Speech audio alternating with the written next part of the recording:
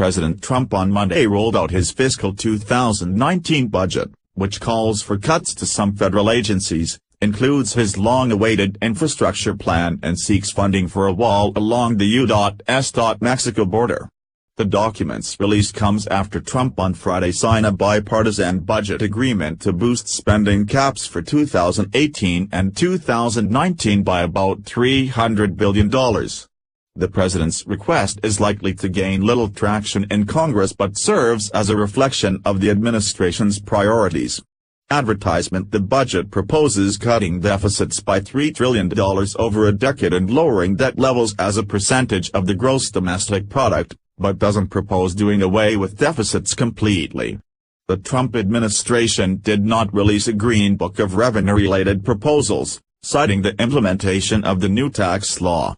A Green Book was also not released last year, though they are typically part of presidential budget requests.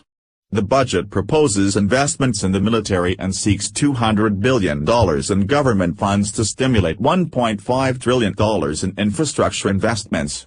It also calls for $85.5 billion in funding for veterans' medical care and other programs to help retired service members' quality of life and for $17 billion in opioid-related spending for 2019. The budget also calls for an investment of $18 billion in fiscal 2018 and 2019 to build a border wall, a longtime top priority for Trump. The administration is also seeking funding to hire new law enforcement officers and pay for Immigrations and Customs Enforcement to have a highest-ever average daily detention capacity of undocumented immigrants,